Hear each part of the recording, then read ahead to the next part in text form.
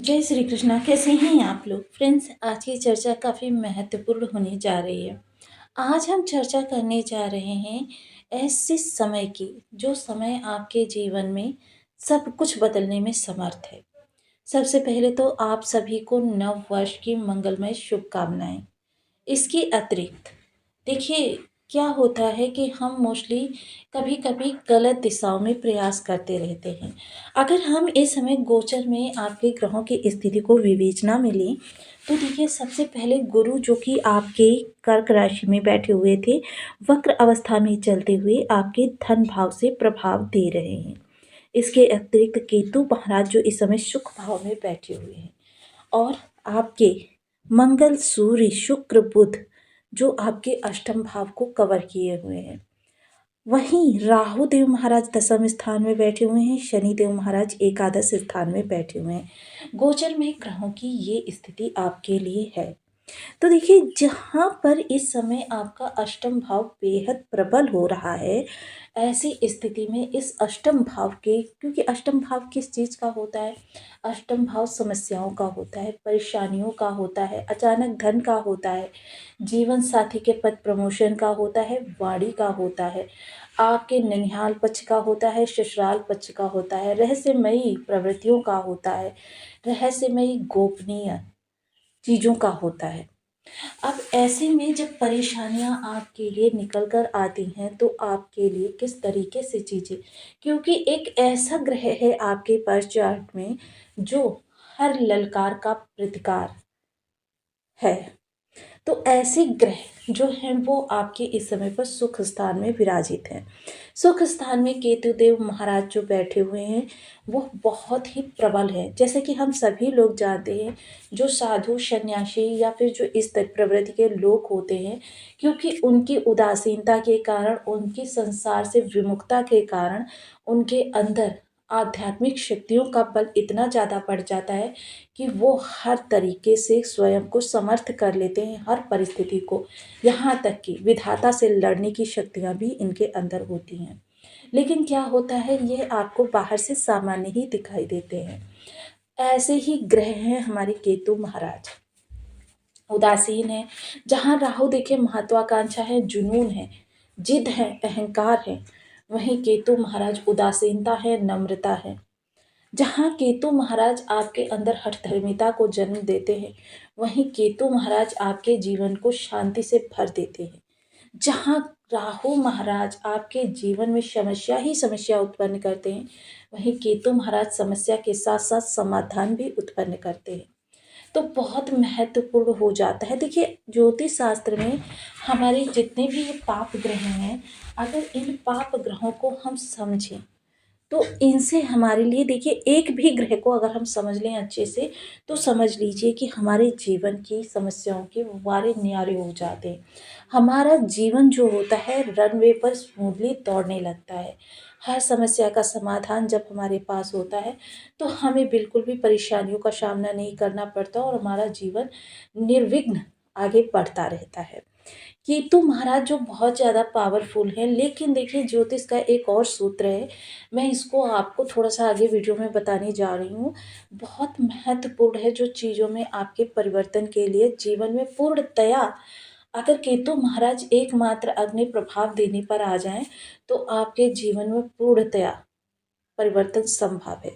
सुख भाव में बैठे हुए हैं। प्रत्येक मनुष्य जो होता है जीवन में प्रयास किस भाव की खुशी के लिए करता है? सुख भाव की खुशी के लिए। मेरा परिवार सुख रहे, मैं खुश रहूं, मेरे परिवार में उन्नति हो, आध्यात्मिक या आर्थिक, हर तरीके की परिवार में एकजुटता रहे। ये सारी स्थितियां आपके सुख भाव के लिए होती हैं। आप 11 भाव संबंधी प्रयास करते हैं सुख के लिए। सुख कहाँ है? घर में। तो बने रहिए हमारे साथ इस वीडियो में एंड तक, आपको बहुत कुछ जानने के लिए मिलेगा।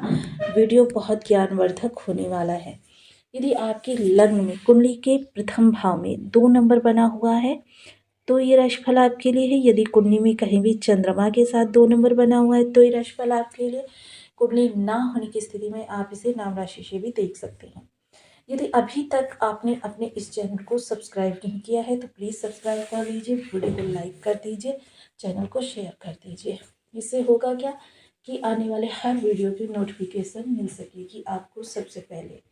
एक प्यारा सा कमेंट करना बिल्कुल ना भूलें। कमेंट से हमें बहुत मोटिवेशन मिलता है, हौसला मिलता है और ये पता चलता है कि आप और क्या जानना चाहते हैं। तो केतु महाराज जो आपके सुख भाव में बैठे हुए हैं, इनकी विशेषता क्या है? सबसे पहले मैं आपको ज्योतिष का वो सूत्र बताती हूँ। आपके जिस भी भाव में केतु महाराज बैठे हुए हैं, आप देख लीजिए आपके जीवन में उस भाव से संबंधित उदासीनता सदैव बनी रहेगी। सपोज कीजिए केतु अगर लग्न में बैठे हैं तो आप स्वयं के प्रति उदासीन रहेंगे। ना तो आपको अपनी सेहत का कोई परवाह होगी, ना आपको अपने बारे में कोई सोचते हैं आप, ना ही आप कोई हाव भाव को बदलते हैं। मोस्टली आप जैसे हैं जो हैं, या भाग्यवश जैसा चल रहा है चलने दीजिए। वहीं अगर धन भाव में केतु महाराज बैठे हुए हैं तो आप देखेंगे कि आप धन संचयन तो बहुत ज़्यादा करते हैं, लेकिन जब उस धन को किसी नियत स्थान पर लगाने की बात आती है, आपके सामने अचानक धन के खर्चे आ जाते हैं। आपका धन उधर चला जाता है और आप फिर से रीते हाथ रह जाते हैं। तो ये बेहद महत्वपूर्ण हो जाता है हम जानें कि हम किस तरीके से केतु से और उत्तम प्रभाव प्राप्त कर सकते हैं, क्योंकि राहु से सदैव सप्तमस्त रहते हैं केतु महाराज। राहु एक निरंकुश है और हर निरंकुश चीज पर एक अंकुश लगा हुआ है जो केतु महाराज है, ताकि किसी भी प्रकार से समाज में या मानव जीवन में किसी भी प्रकार की उथल पुथल ना उत्पन्न हो जाए। अब केतु महाराज सुख भाव में बैठे हुए हैं तो यहाँ पर ये सबसे पहले आपके परिवार को एक सूत्र में बांधेंगे। आपके घर में आध्यात्मिकता बढ़ेगी। लोग जो होंगे परिवार के सदस्य, वह धर्म का अनुसरण करने वाले होंगे। एकजुटता, जैसे कहें ना, राम के परिवार, भगवान राम जिनके बारे में हम सभी लोग जानते हैं, एक आदर्श परिवार की तरीके से इस समय पर सभी लोग रहते हुए दिखाई देंगे। मोस्टली धर्म का अनुसरण भी करेंगे। परिवार में धर्म के आधार पर सुख सुविधाएं, क्योंकि जब आप धर्म से जुड़ते हैं तब केतु महाराज की अनुकंपा प्राप्त होती है। और संत का स्वभाव होता है कि संत जब व्यक्ति उसकी कृपा पात्र बनना चाहता है तो नम्रता का अनुसरण करता है। और केतु की नम्रता क्या है? धर्म है। धर्म की ध्वजा कहा जाता है इन्हें। तो धर्म से जब आप जुड़ते हैं तब केतु की कृपा प्राप्त होनी प्रारंभ होती है। और संत जो होता है, अपने जो साधक होता है उसको सब कुछ देने के लिए तत्पर रहता है। बेशक उसके पास वो चीज़ें प्रत्यक्ष न दिखाई दे रही हों, लेकिन उसके पास इतनी शक्तियाँ होती हैं कि वो देने की क्षमता रखता है।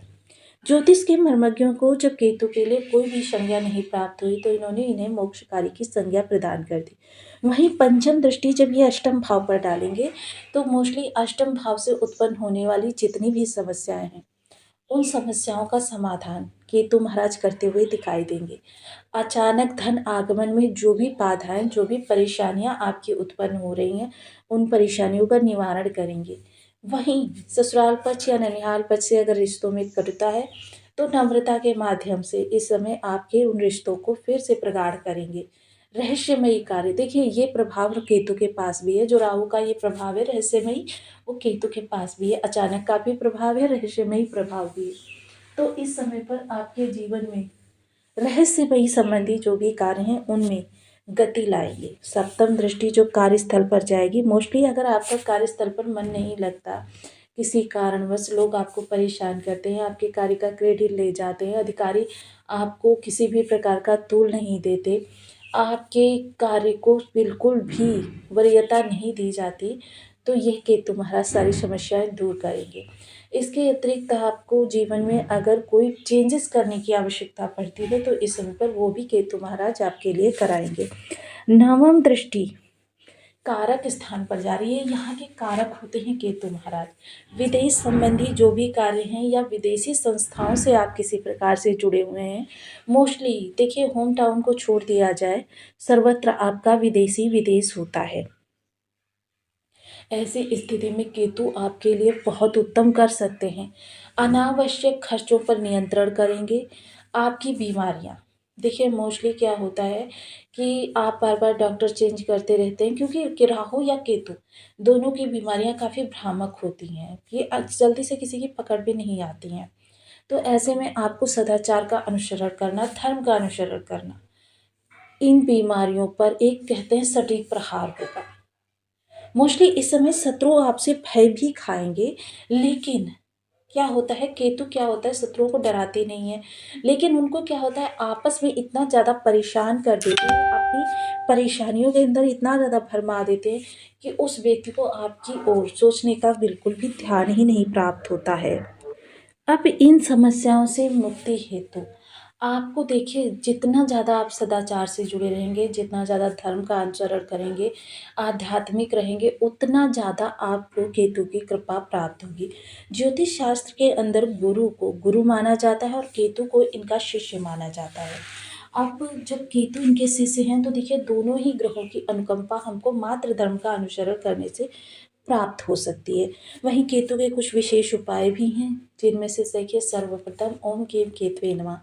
इस बीज मंत्र का आप 1 माला, 2 माला, 5 माला, 7 माला, 11 माला का जब नियमित अपनी सुविधानुसार करना आरंभ करें।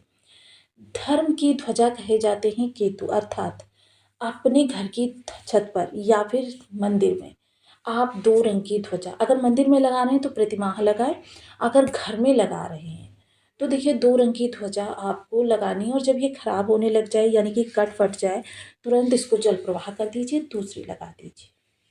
2 रंग की आप सफ़ेद गोल्डन लगा सकते हैं, लाल गोल्डन लगा सकते हैं, लाल सफ़ेद लगा सकते हैं। किस बस 2 रंग होने चाहिए उसमें, चाहे हनुमान जी की प्रतिमा बनी हो, चाहे उसमें जय माता दी लिखा हो, कुछ भी हो, 2 रंग का होना चाहिए। अभावग्रस्त बच्चे ये मोस्टली मंदिर के बाहर या फिर चौराहों पर बहुत ज़्यादा मिल जाते हैं। इनको समय-समय पर मिष्ठान, खाद्यान्न या वस्त्र या फिर मेडिसिन वगैरह, शिक्षा वगैरह किसी भी चीज़ का इनको दान करें। इनको खिलौने भी भेंट कर सकते हैं। खिलौने जो होते हैं वो भी केतु के कारकत्व में आते हैं, और ये अभावग्रस्त बच्चे भी केतु के कारकत्व में आते हैं। इनको आप देते रहिए समय-समय पर, आप देखेंगे आपको के